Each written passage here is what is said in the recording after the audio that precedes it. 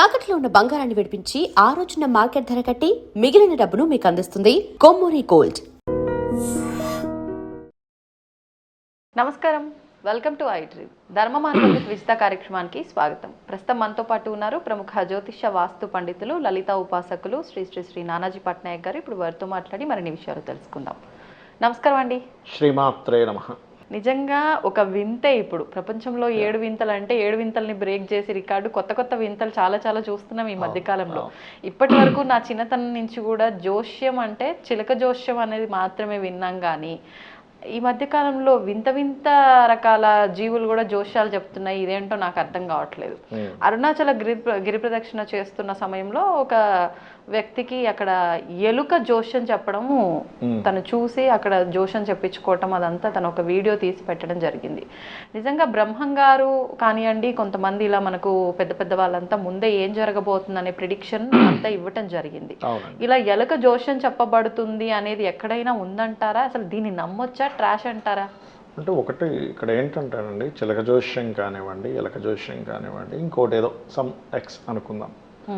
ఇక్కడ ఈ ప్రకృతికి దగ్గరగా ఉండేటువంటివి కొన్ని ఈ పక్షులు కానివ్వండి, జంతువులు కానివ్వండి, వీళ్ళు ఏం చేస్తారంటే సర్వసాధారణంగా చిలక జోష్యాలను కూడా జనరల్గా లైఫ్లో మనకి ఒక్కొక్కరికి ఒక్కొక్క ఇబ్బంది ఉంటుంది. కొంతమంది వాళ్ళు అనారోగ్యంతో ఉంటారు, లేకపోతే కొంతమందికి ఆర్థిక ఇబ్బంది, వివాహం అవ్వకపోవడము, సంతానం కలగకపోవడం, ఇట్లా కొన్ని ప్యాటర్న్స్ ఉంటాయి.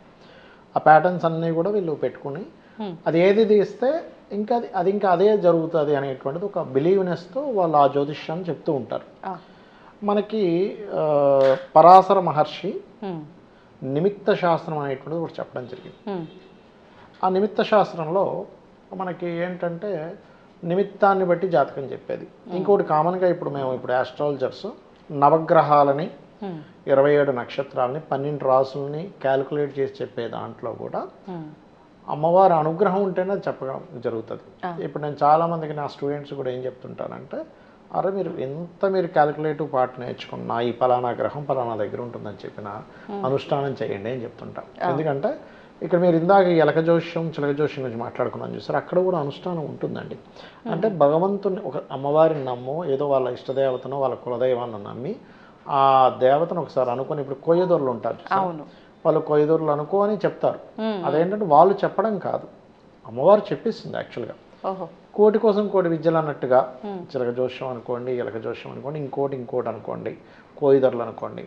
ఇక్కడ ఏంటంటే ఏ విద్యనైనా కానీ ఒక శక్తిని కనుక మీరు ఆరాధించినట్లయితే, అది మీరు ఇష్టదైవం వెంకటేశ్వర స్వామి కావచ్చు, అమ్మవారు కావచ్చు, శివుడు కావచ్చు, నారాయణుడు కావచ్చు, అనుకోని మీరు కనుక నేను ఈ వ్యక్తికి మంచి జరగాలి, నా నోటి నుంచి నువ్వు పలికించు అనుకుంటే అక్కడ ఎలకా తీస్తుంది, చీమా తీస్తుంది, కాకి తీస్తుంది, లేకపోతే చిలుక తీస్తుంది, ఏదైనా తీస్తుంది.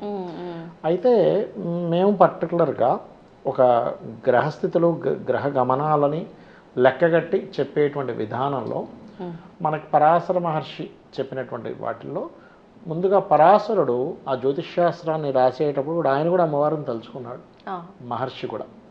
కాబట్టి ఏంటంటే మేము ఎందుకు తలుచుకుంటాము అంటే, ఒకటి చెప్పేది మనమైనా చెప్పించేది అమ్మవారు అనుకుంటాం. ఎందుకంటే మనకు ఒక్కోసారి నేను నా లైఫ్లో జరిగిన కొన్ని విచిత్రమైన సంఘటనలు కొన్ని చెప్తాను. కంప్యూటర్లో మనకి జాతకం ఉంటుంది,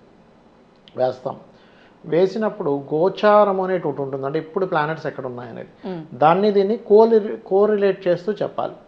అలా చెప్పేటప్పుడు ఒక్కొక్కసారి మనకు పొరపాటున ఇది నొక్కుకొని ఇంకో జాతకంలోకి వెళ్ళిపోయినప్పుడు మనం దాని రీడింగ్లో ఉన్నప్పుడు మనకి సంబంధం లేకుండానే చెప్పేస్తుంటాం.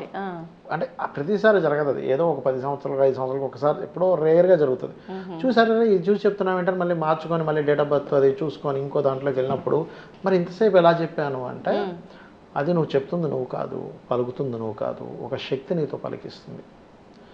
అదే శక్తి ఆ చిలక జ్యోతిష్యం చెప్పేవాడి దగ్గర ఉంటుంది, ఎలక జ్యోతిష్యం చెప్పేవాడి దగ్గర ఉంటుంది, ముఖం చూసి చెప్పే వాళ్ళ దగ్గర ఉంటుంది, నిమిత్తాన్ని చూసి చెప్పే వాళ్ళ దగ్గర ఉంటుంది, కామన్గా ఒక జన్మజాతకాన్ని వేసుకొని చెప్పేవాళ్ళలో ఉంటుంది. ఇక్కడ ఏంటంటే ఎప్పుడైతే నువ్వు అహాన్ని వదిలేసి అమ్మవారు పలికిస్తుంది, నేను చెప్పేటువంటి ఈ యొక్క ప్రిడిక్షన్ వల్ల అవతలవాడు బాగుపడాలి, అవతల వాళ్ళకి మంచి జరగాలి, నేనేదో సరే ఇప్పుడు ప్రతి ఒక్కరూ నా బోడి జ్యోతిష్కులైనా, లేకపోతే ఆ చిలక జ్యోతిష్కుడైనా, ఎలక జ్యోతిష్కుడైనా, ఇంకొక ముఖం చూసి చెప్పే వ్యక్తి అయినా, వాళ్ళకంటూ ఒక కుటుంబం, దానికంటూ ఒక కొంత మనీ అనేది తీసుకుంటారు.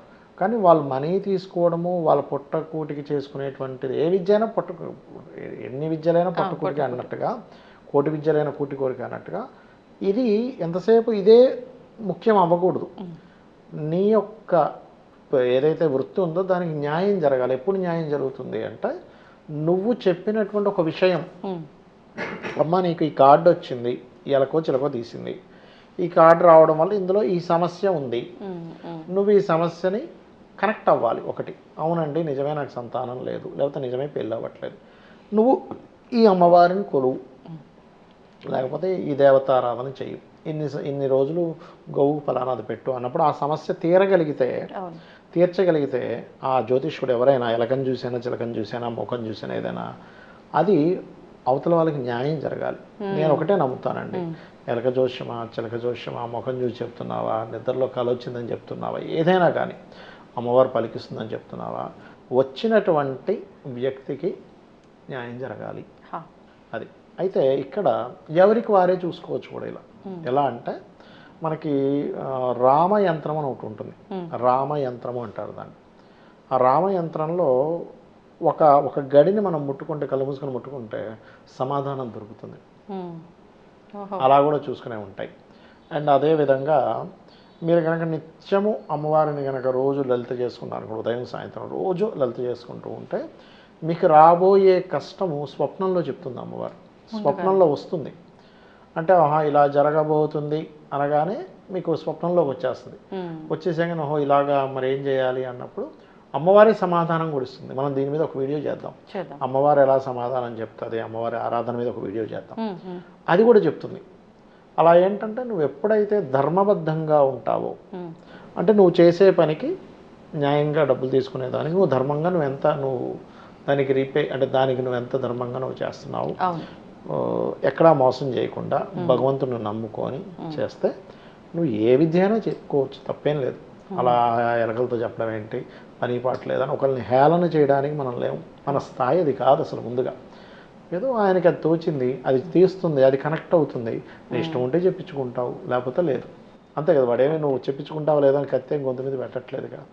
కాబట్టి ఏంటంటే భగవంతుని అమ్మవారిని నమ్ముకొని నువ్వు ఏదైనా ఒకటి ప్రారంభించి ధర్మబద్ధంగా ఉన్నట్లయితే ఆ భగవంతుడే ఆ రూపంలో నీకు కలిగిస్తాడు. ఎందుకంటే అదే ఎలక మరి గణపతికి వాహనంగా, అదే చిలక మరి ఆ యొక్క శ్యామలా అమ్మవారికి ఉంటుందిగా. ఏదిగా చెప్పండి, సర్పం వెళ్ళి మెడలో లేదు, రేపు పొద్దున ఎవరో సర్పంతో కూడా తీయచ్చు, వస్తుంది, మీరు చూస్తూ ఉండండి. చెప్పలేము ఏమో, ఎందుకంటే మెడలో వేసుకొని రకరకాలుగా విన్యాసాలు చేస్తున్నారు. కాబట్టి నేను చెప్పేది ఒకటే, నువ్వు దేంతో చేస్తున్నావు అని కాదు, అది చేసేది ప్రకృతికి కారణమైనటువంటి అమ్మవారే మొత్తం చేయిస్తుంది అనే పరిపూర్ణమైనటువంటి విశ్వాసంతో నువ్వు కనుక ధర్మబద్ధంగా చేయగలిగితే నువ్వు ఏది చేసినా అది ఆ అమ్మవారే నీ నుంచి నడిపిస్తూ ఉంటుంది. ఇది నేను చెప్పే ఫిలాసఫీ. ధన్యవాదాలండి. శ్రీమాత్రే నమః. And for more videos, please subscribe to iDream channel. Subscribe to iDream Media. Please subscribe to iDream. Please subscribe to iDream. Please subscribe iDream. And please subscribe to iDream. For more videos, subscribe to iDream. please like, share and subscribe to the channel. Congratulations, iDream. Subscribe to iDream. Subscribe to iDream. So subscribe to iDream Media. iDream ki iDream team andarki huge congratulations. Please subscribe iDream Media. Please subscribe to iDream. Subscribe iDream. Please subscribe to iDream.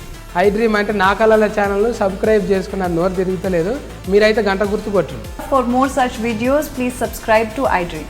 Subscribe to iDream. Please subscribe to iDream. Please subscribe iDream Media. Please do subscribe to iDream. Please subscribe to iDream Media. For best entertainment and information, please subscribe iDream. And don't forget to subscribe to iDream.